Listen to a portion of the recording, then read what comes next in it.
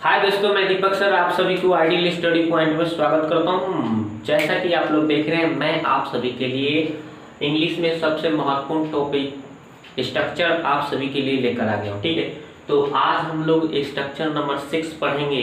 Use of शैल या will plus have plus two plus infinitive, यानी शैल will के बाद में हैव प्लस टू इन्फिनेटिव का यूज सीखेंगे बहुत ही अच्छी तरह से। ठीक है, तो देखेंगे कि हम लोग शैल या विल के बाद में हैव के बाद में टू इन्फिनेटिव का यूज कहाँ पे करेंगे, बहुत ही बेहतरीन तरीका से आज सीखेंगे। ठीक है, तो देखिए, जब वाक्य के क्रिया के अंत में ना लेने के बाद में पढ़ेगा पढ़ेगी, ठीक है, या ना लेने के बाद, जब भी वाक्य के अंत में ना लेने के बाद पढ़ेगा पढ़ेगी पढ़ेंगे, ठीक है, या ना लेने के बाद होगा होगी होंगे, अगर आपको दिखाई दे तो वैसे सेंटेंस यानी वैसे वाक्य के अंत में वैसे वाक्य को हम लोग सेंटेंस को कैसे ट्रांसलेट करेंगे, तो यूज ऑफ शैल हैव या विल हैव के बाद में टू इन्फिनेटिव का यूज करके ट्रांसलेट आसानी से कर सकते हैं।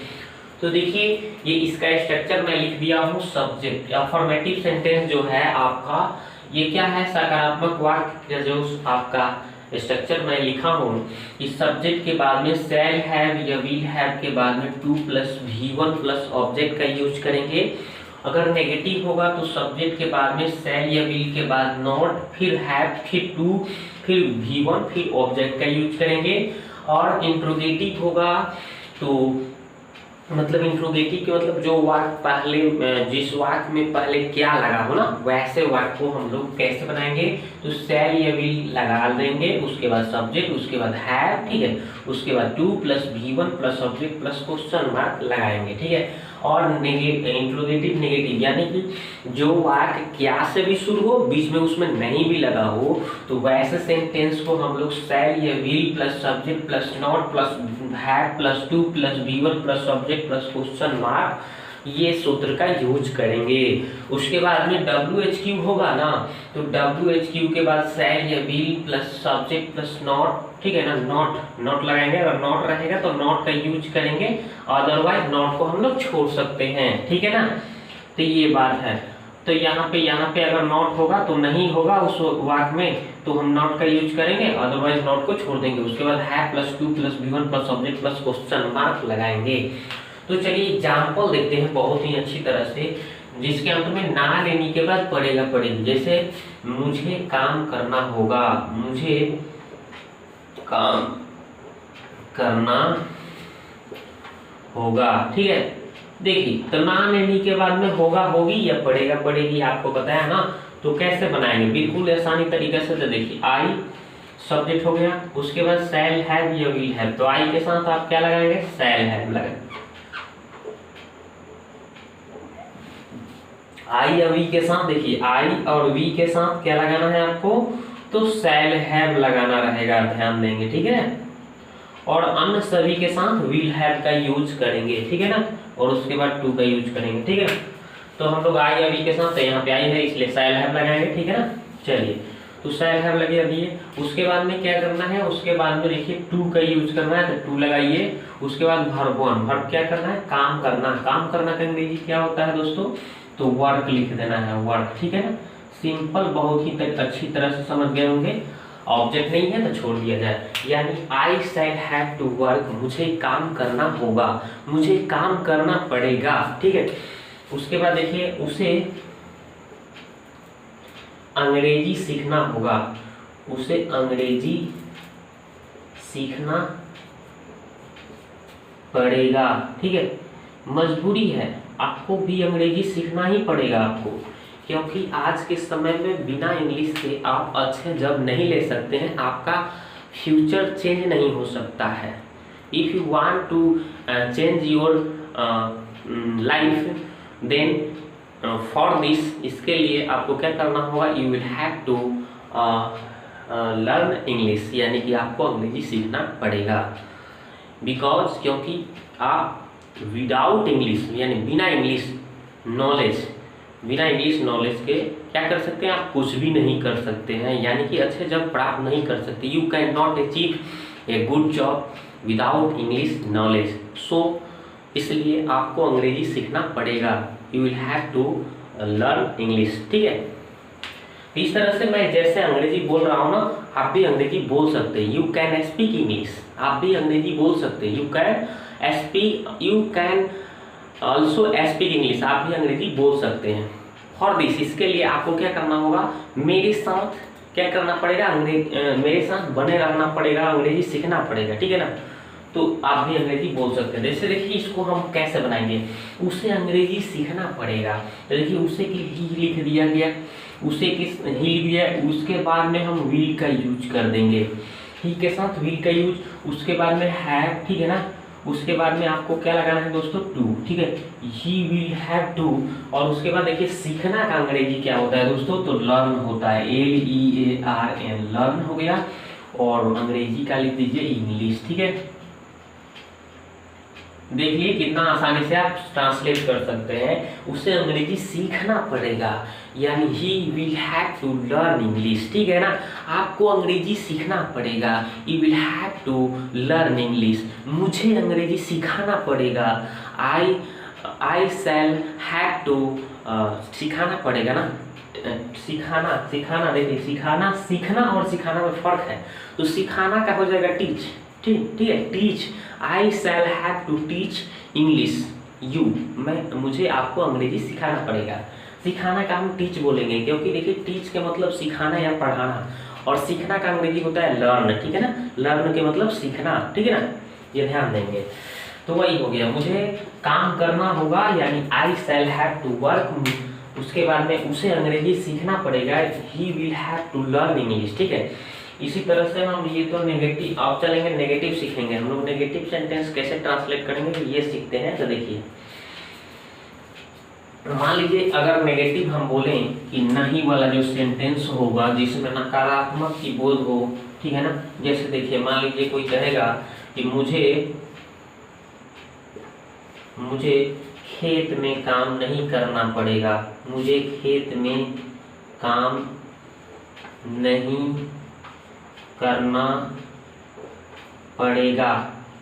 देखिए इसको कैसे ट्रांसलेट करेंगे दोस्तों, तो देखिए मुझे के लिए आई लिख दिया गया, आई के बाद में क्या, आई के साथ शैल हैव का यूज न करेंगे, शैल। और देखिए नेगेटिव के चलते हम पहले हम नॉट लगाएंगे, फिर हैव लगाएंगे, ठीक है ना, नॉट फिर हैव, फिर इसके बाद में टू, ठीक है ना, नॉट के बाद हैव टू लगाएंगे, ध्यान देंगे। तो आई शैल नॉट हैव टू। और देखिए काम करना का अंग्रेजी क्या होता है दोस्तों, वर्क हो गया, काम करना वर्क हो गया।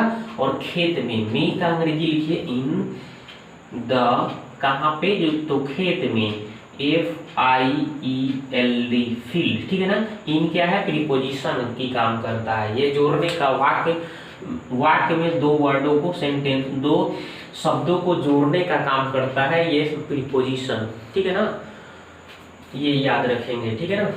तो ये हो गया, मुझे खेत में काम नहीं करना पड़ेगा, यानी I shall not have to work in the field, मुझे खेत में काम नहीं करना पड़ेगा, ठीक है।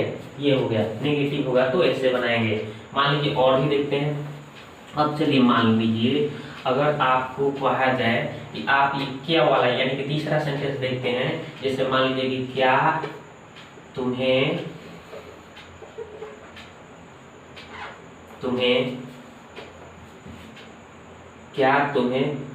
घर बेचना पड़ेगा।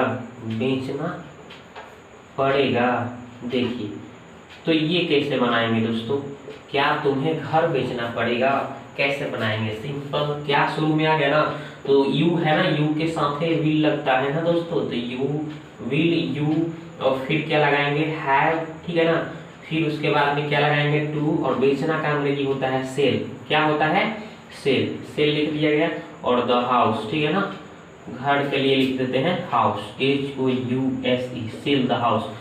Will you have to sell the house, क्या आपको घर बेचना पड़ेगा, ठीक है, इस तरह से। ये हो गया तीसरा। अब चलिए इंट्रोगेटिव नेगेटिव कैसे बनाएंगे हम। जैसे देखिए, क्या उसे सुबह में नहीं जगना पड़ेगा, चाहे होगा। कैसे बनाएंगे? क्या उसे सुबह में नहीं जगना पड़ेगा? ठीक है, तो देखिए उसे के लिए ही होता है और ही के चलते यहाँ पे क्या लगेगा? विल लगेगा। विल और उसे के लिए ही हो गया। और देखिए दोस्तों नहीं की बोध आ रहा है ना, तो नहीं के चलते यहाँ पे नॉट, फिर उसके बाद में हैव, फिर उसके बाद में टू का यूज करेंगे। देखिए यहाँ पे सूत्र कह रहा है कि पहले शैल या विल लगाइए, तो विल लग गया। सब्जेक्ट लगाइए, फिर नॉट लगाइए नहीं के लिए, फिर हैव लगाइए, फिर देखिए टू लगाइए, फिर वर्ब वन। वर्ब क्या है? फिर जगना। जगना का अंग्रेजी होता है गेट अप। ठीक है ना, गेट अप हो गया। और देखिए ऑब्जेक्ट क्या कह रहा है? सुबह में, तो मे के लिए लिखिए इन द, क्या हो जाएगा? सुबह में का मॉर्निंग, MORNING, मॉर्निंग हो गया क्वेश्चन मार्क। यानी कि will he not have to get off in the morning, यानी कि क्या आपको सुबह में नहीं जगना पड़ेगा। इस तरह से आप ट्रांसलेट कर सकते हैं। चलिए एक WHQ सेंटेंस देखते हैं। ठीक है ना, जो WHQ से वर्ड शुरू हो ना उसको बोलते हैं। जैसे मान लीजिए आपको क्या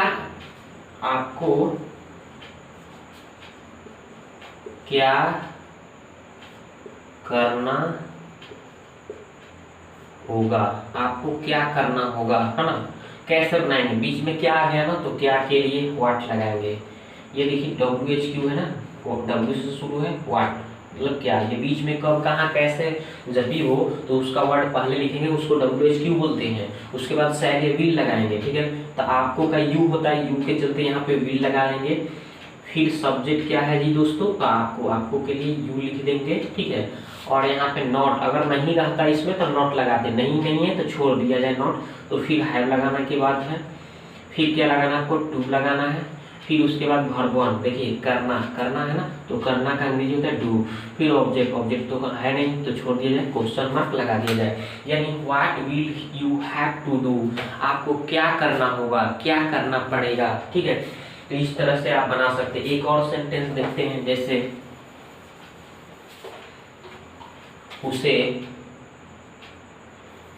उसे वहां क्यों नहीं जाना पड़ेगा, चाहे जाना होगा। ठीक है, तो कैसे बनाएंगे दोस्तों? बिल्कुल उसी तरह से बनाएंगे हम। तो देखिए बीच में क्यों आ गया ना, क्यों का वर्ड लिख देंगे व्हाई। ठीक है, और उसके साथ हम लोग पड़ेगे हैं तो शैल या विल। देखिए WHQ आ गया, शैल या विल लगाएंगे। तो देखिए उसे के ही के चलते यहाँ पे विल लगाएंगे दोस्तों, विल, और उसे के लिए ही लिख देंगे। और नेगेटिव है ना, नहीं आ गया, तो देखिए सब्जेक्ट के बाद में फिर नॉट का यूज करेंगे दोस्तों। फिर उसके बाद में हैव लगाना है, फिर उसके बाद में टू लगाना है। फिर आपको वर्ब वन यानी कि जाना का अंग्रेजी हो गया गो।